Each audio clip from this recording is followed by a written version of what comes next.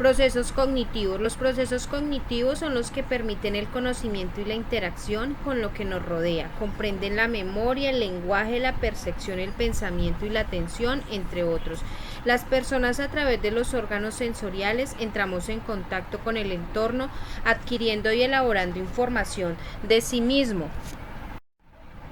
La percepción. El hombre no percibe del exterior impresiones sensoriales aisladas que son transmitidas por los órganos de los sentidos.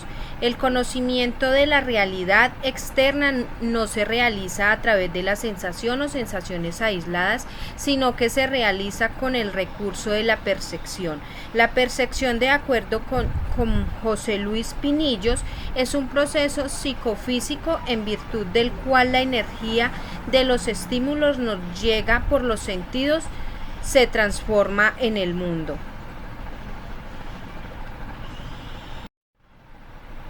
Procesos perceptivos y sus alteraciones. Para poder interactuar con el medio cambiante, la evolución nos ha dado de todos los diferentes mecanismos biológicos sensibles a través de diferentes tipos de energía.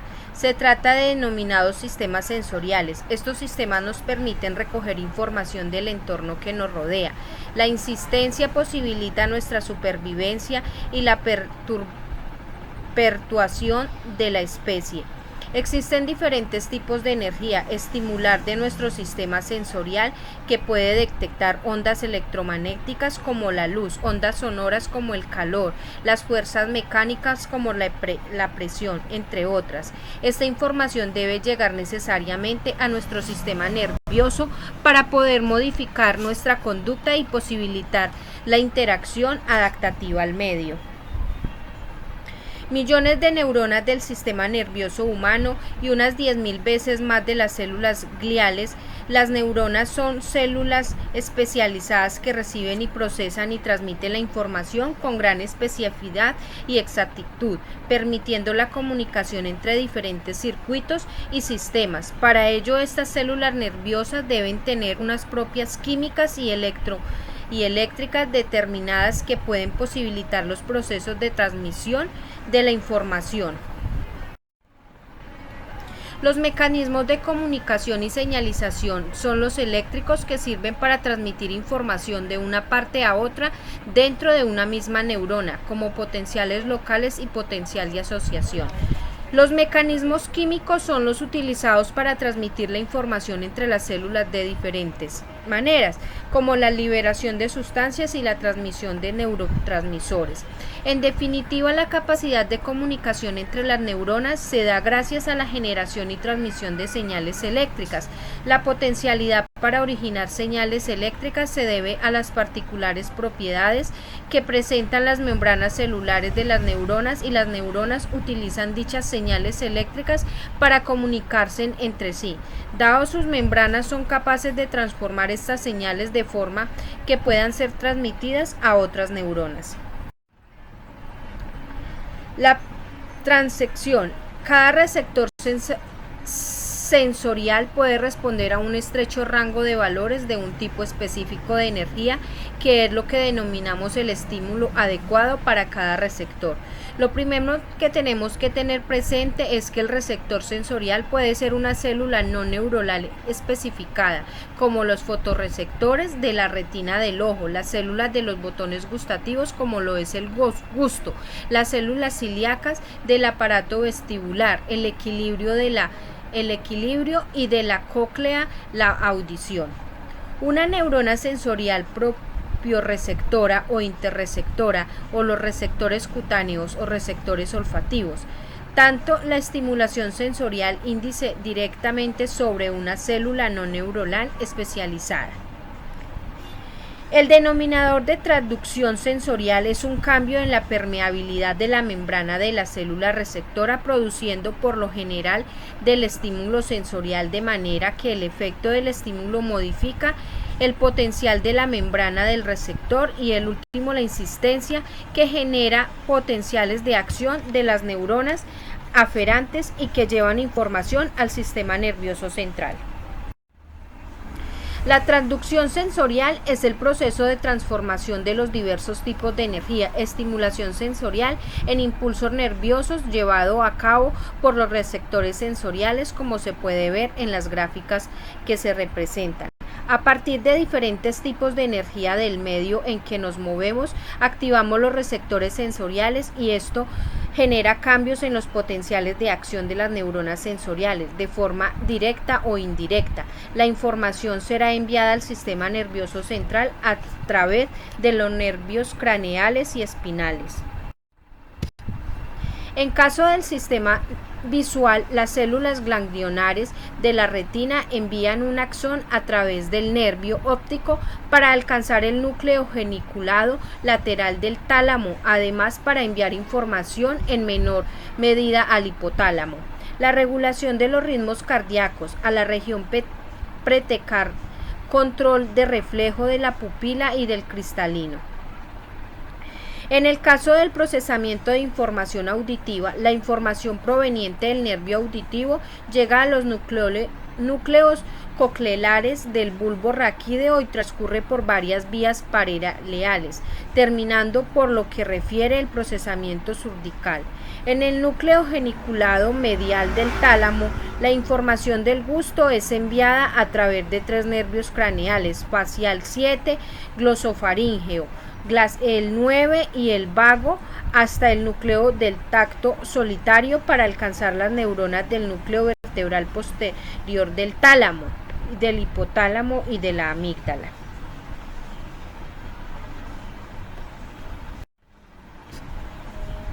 La neurona sensorial se encuentra ubicada en el ganglio de la nariz dorsal y envía un axón a la médula espinal. Este sube por la columna blanca dorsal y establece la sinapsis, una segunda neurona a nivel del bulbo raquídeo, núcleo glacial y núcleo oculiforme.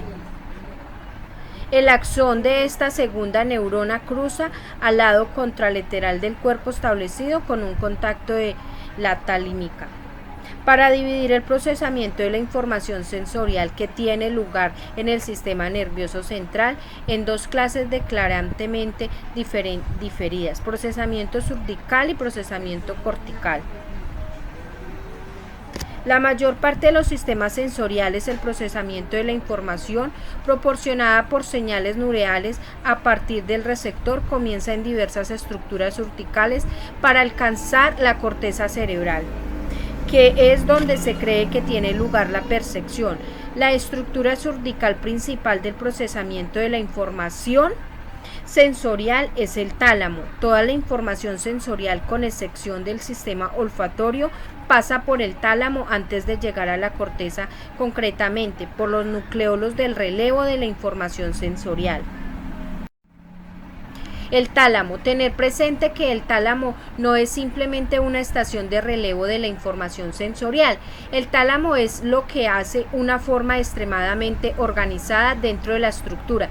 Tiene un lugar de una serie de conexiones intratalímicas que probablemente filtran y modulan la información que será enviada a la corteza. Además, desde la corteza y desde las regiones cerebrales se envían extensas fibras descendientes hacia cada uno de los nucleolos de relevo de la información sensorial del tálamo, probablemente modulando y modificando procesamiento que tiene lugar al propio tálamo. El tálamo es una grasa ovoide de una sustancia gris de forma mayor parte del diencéfalo. Hay 2 tálamos y cada uno está situado a cada lado del tercer ventrículo. Funciona como un integrador de las funciones motoras, sensitivas y emocionales, entre otras. Esa es una de las funciones principales de nuestro tálamo. Corteza cerebral. La corteza cerebral hace referencia al estrato exterior del cerebro. Esta capa está formada por fina película de tejido nervioso que envuelve la superficie de los hemisferios cerebrales, siendo los primates quienes gozan de una corteza cerebral mucho más desarrollada que el resto de los animales. Gracias al correcto funcionamiento de la corteza cerebral, los humanos tenemos la capacidad de percibir aquello que nos ocurre y que nos rodea, como imaginar, pensar, tener capacidad de juicio y de decisión y finalmente la capacidad de entender y producir el lenguaje. A pesar de que, como se explica anteriormente, la corteza cerebral es una capa fina de neuronas y conexiones neuronales, esta no es homogénea, ya que está formada por 6 capas de células y cada una de ellas cumple sus funciones concretas y específicas. Tipos de corteza del cerebro. Si nos basamos tanto en la perspectiva cerebral como en la fisiononética de la corteza cerebral, se puede diferenciar tres clases diferentes. De estas son las siguientes: corteza cerebral, tálamo, ganglia pineal,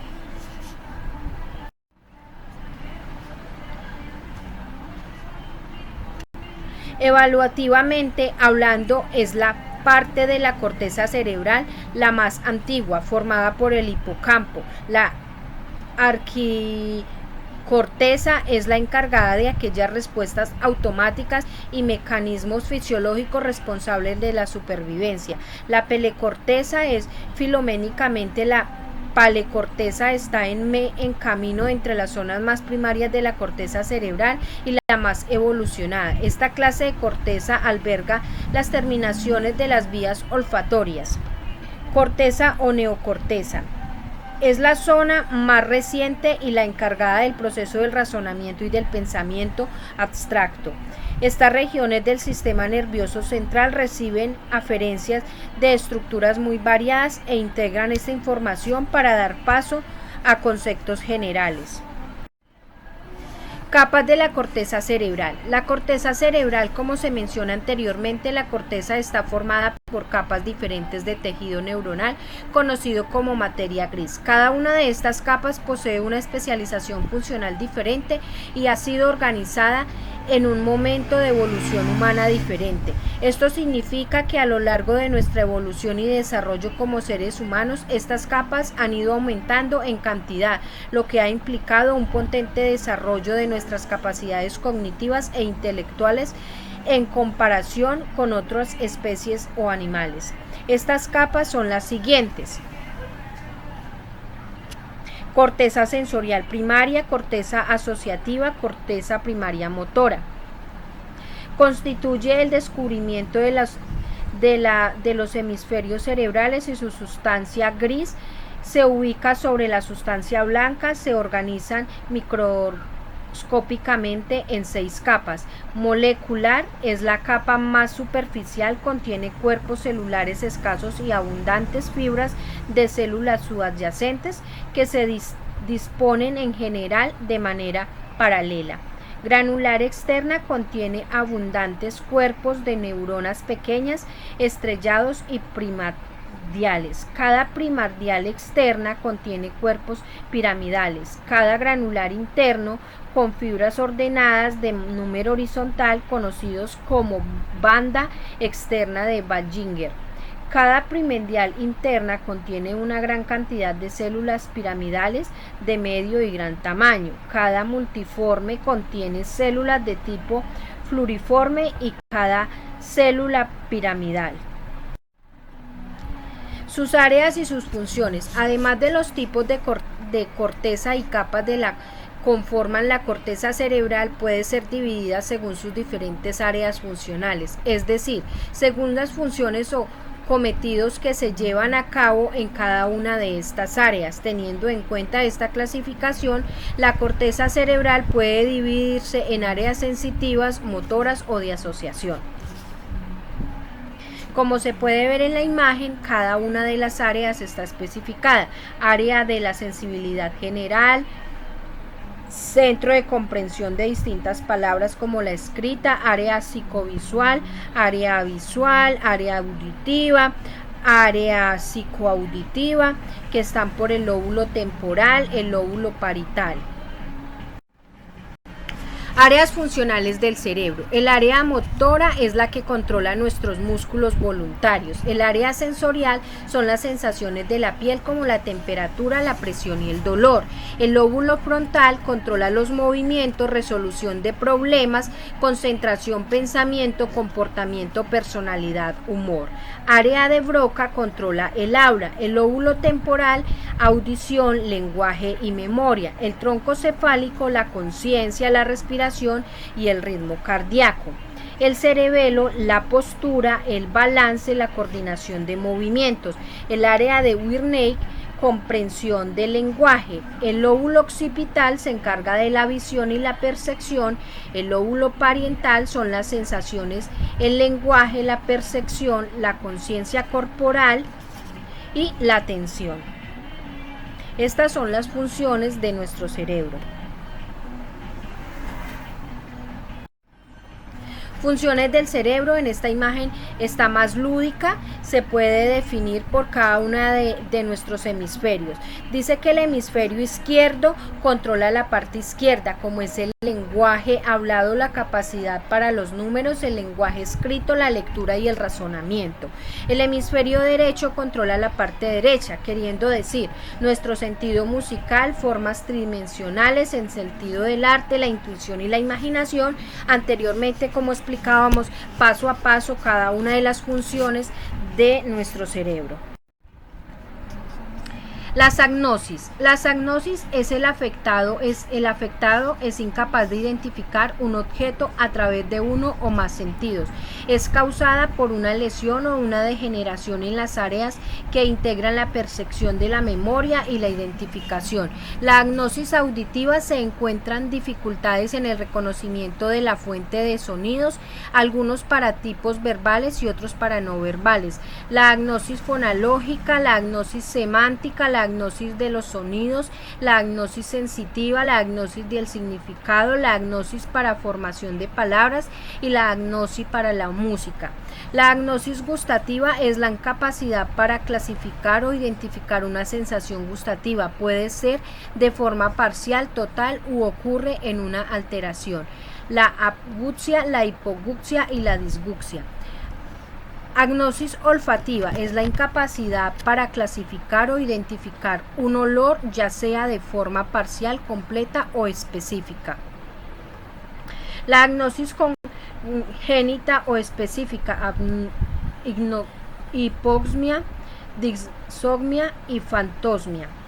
Agnosis somatosensoriales se caracteriza por la incapacidad de reconocer objetos por contacto o para reconocer partes del cuerpo. La agnosis táctil, somatognosis y agnosis digital.